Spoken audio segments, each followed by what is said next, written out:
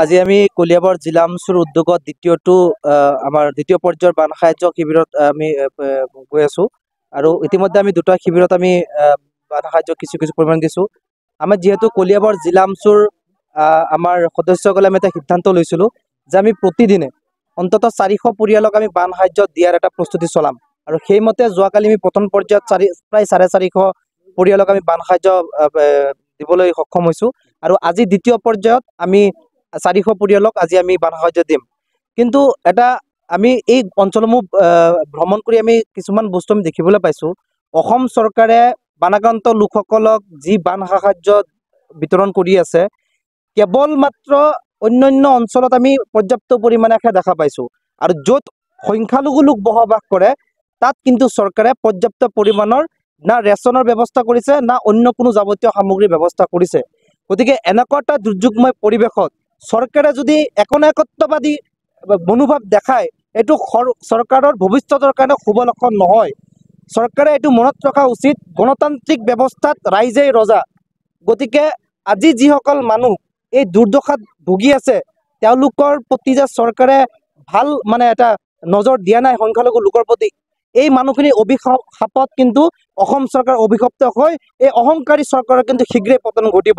গতিকে মই এইটো লগতে আহ্বান জনাইছো মাননীয় জলসম্পদ মন্ত্ৰী ডাঙৰীয়াক যে এই কলিয়াবৰ অঞ্চলৰ যিমানখিনি ঠাইত মথাউৰি নিৰ্মাণ কৰিছিলে প্ৰতিটো মথাউৰি জলসম্পদ মন্ত্ৰী ডাঙৰীয়া আহি পেলাই ভ্ৰমণ কৰিব লাগে আৰু সংখ্যালঘু অঞ্চলসমূহতো তেওঁ আহিব লাগে, আহি মানুহৰ দুখ দুৰ্দশা বুজ লৈ তেওঁলোকক কিমানখিনি চৰকাৰী সাহায্য পাইছে সেইটো বিভাগীয় মন্ত্ৰী ডাঙৰীয়া নিজে আহি পেলাই এই খবৰটো ল'ব লাগে। আৰু মই কলিয়াবৰ জিলা আমচুৰ তৰফৰ পৰা অসম চৰকাৰক এটাই দাবী আৰু আহ্বান জনাইছো, যিমানখিনি মানুহ আমাৰ বানাক্ৰান্ত হৈছে সকলোকে সুদৃষ্টি দিব লাগে, সকলোকে পৰ্যাপ্ত পৰিমাণৰ ৰেচনৰ ব্যৱস্থা কৰিব লাগে, স্বাস্থ্য চিকিৎসাৰ ব্যৱস্থা কৰিব লাগে। এই সময় সাম্প্ৰদায়িকতাৰ সময় নহয়। মই আহ্বান জনাইছো অসম চৰকাৰক সকলোকে একেভাৱে যাতে চৰকাৰে নজৰ দিয়ে।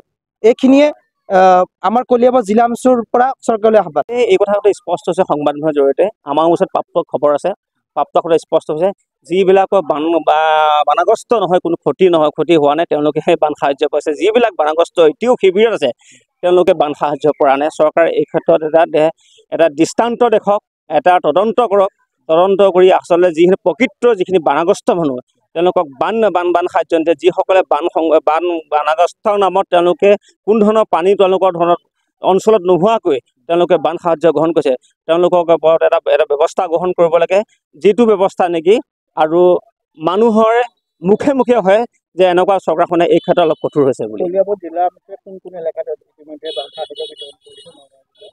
যোৱাকালি বৰঘুলি ভোৰবন্ধা অঞ্চলত যোৱাকালি সভাপতি ডাঙৰ নিজে আহি পৰিদৰ্শন কৰিছে। সভাপতি ডাঙৰ যোৱাকালি দি গ'ল। আজিও আমি কনুৱাবাৰী পঞ্চায়তৰ অন্তৰ্গত প্ৰত্যেকটো বান শিবিৰ আমি পৰিভ্ৰমণ কৰিম। ইতিমধ্যে আমি দুটা শিবিৰত বান সাহায্য প্ৰদান কৰিলোঁ, বাকী শিবিৰখিনিত আমি যাম, বান সাহায্য প্ৰদান কৰিম।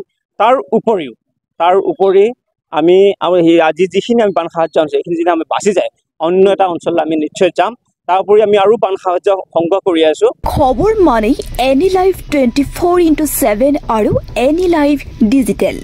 যিকোনো খবৰৰ বাবে যোগাযোগ কৰক 9387734920 আমাৰ এই নম্বৰত।